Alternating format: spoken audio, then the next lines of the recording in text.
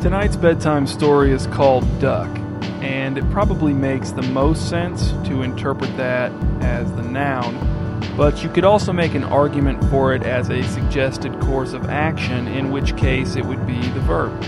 Let's begin. The beach on the south side of Cobb Lake was nothing like the image that usually came to Charlene's mind when she heard the word beach. The image in her mind was a vast expanse of white sand, the mighty ocean crashing on the shore, crowds of dazed tourists sizzling in the sun. But the Cobb Lake beach wasn't bad. A little strip of sand, a dozen or so children splashing and shouting in the shallow water, their indolent mothers sitting nearby on towels and disparaging the elementary school, an employee of the parks department raking stringy weeds that had washed ashore into oozing piles to be carted away in a rusty wheelbarrow. It was peaceful. "Don't go out past the buoys," said Charlene, and her daughter kicked off her flip-flops and ran into the water, stumbling and falling forward with a delighted shriek. Charlene spread her towel out on the sand a polite distance away from the other mothers. Though her husband had grown up nearby, he had just recently moved the family back.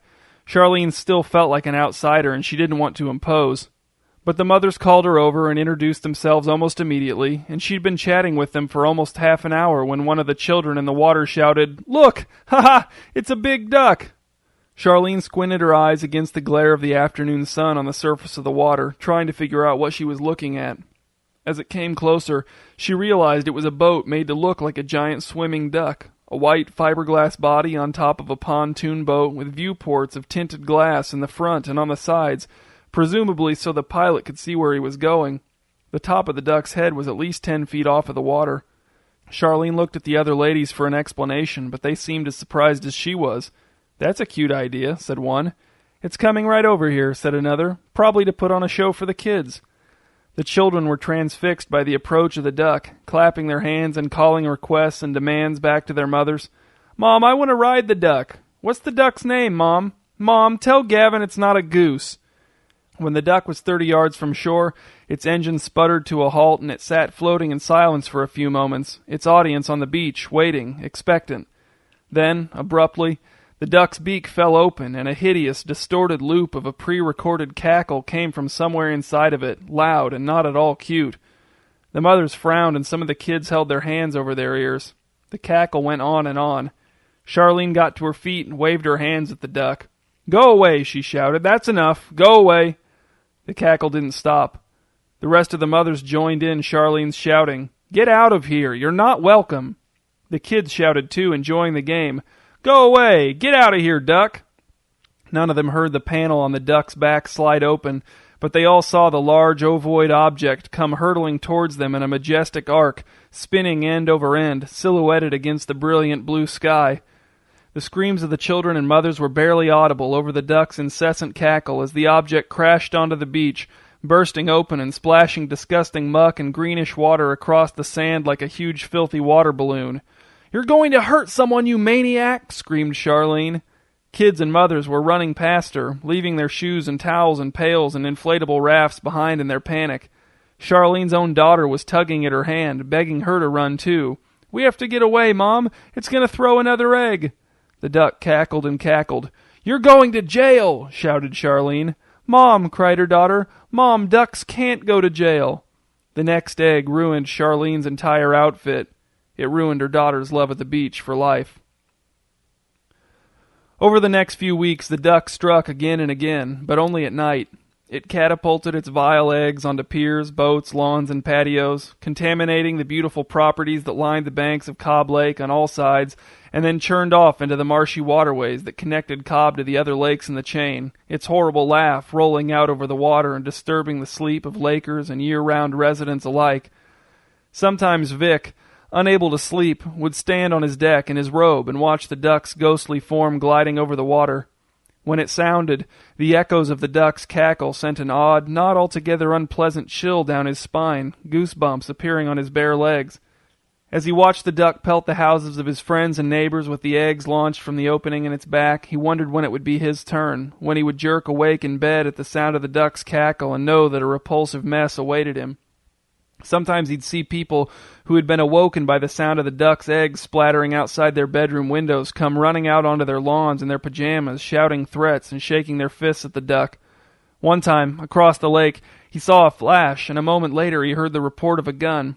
Whether the duck had been hit or not, Vic couldn't say, but it was back 2 nights later, seemingly unfazed. Another night, a neighbor who must have been lying in wait for the duck's appearance, peeking out from behind his kitchen curtains, ran down to his pier and jumped into his fishing boat as the duck passed within 20 yards of the end of his pier. The man raced straight toward the duck in an apparent attempt to ram it, but the duck maneuvered with surprising skill at the last moment, and the fishing boat struck only a glancing blow that jarred it badly enough to disable its outboard motor.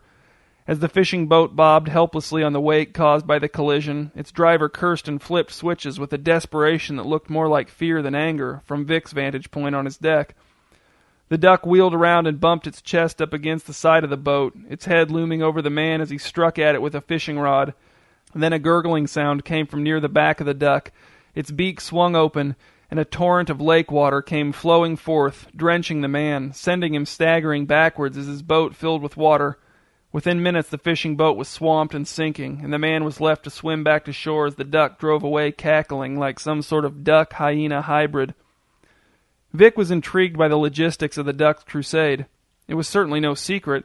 Everyone in town knew about the duck. It was all they talked about over breakfast at the diner and in the pro shop at the golf course. Vic had theories. He suspected that the duck wasn't coming from any of the homes on the lake. He thought that someone might be using a trailer to haul the duck to the more secluded boat ramp somewhere along the chain of lakes. Probably a different ramp every time. Probably dropped at one and picked up at another by a partner or partners, maybe even as far up as the Mulholly River. Hauling the duck on a boat trailer without drawing attention would be tricky, but Vic believed that a good-sized boat cover would be able to conceal the body as long as the neck and head of the duck were able to swivel down into the catapult hatch or were transported separately and attached right before the duck launched. Vic spent very little time on the question of why. To him, it felt obvious. Of course, the duck, of course. Hadn't part of him always felt that the duck would arrive someday? Standing on his deck at 2:30 in the morning as sheet lightning flashed along the face of an ominous bank of clouds to the east, Vic looked at the massive houses that surrounded Cobb Lake, some of which were only inhabited for a handful of weeks out of the year. He looked at the piers, the boat lifts, the diving platforms, the terraced yards, the flags emblazoned with the logos of state universities. He looked at the black expanse of the water. The duck belonged here, not in spite of what people felt about it, but because of what people felt. This was its habitat. There were only a few cops on the town's payroll, and during the night shift they didn't feel compelled to do much beyond hang out in the one 24-hour gas station and cruise the back streets in search of kids violating curfew. They certainly weren't going to stake out the entire lake in order to stop the duck. That left the Department of Natural Resources. The DNR was notoriously incompetent and understaffed, but eventually the complaints became so numerous and so vehement that they had to do something. One foggy night, while Vic stood on his deck, drinking a banana milkshake he'd made in his blender, listening to the cicadas, and watching the duck lob eggs at a mansion just down the way that was still under construction, 3 DNR boats came roaring out of a nearby channel and drove in circles around the duck, leaving it no gap through which to escape. The officers shouted demands to surrender through megaphones, but the duck made no attempt to get away from the much faster and more nimble DNR boats. Vic thought it was all over for the duck. It stopped not far from the shore in front of Vic's house, and the DNR boats throttled back and tightened up around it, idling closer, wary of any tricks. Nothing happened. There were no acts of aggression from the duck. Then it began to cackle.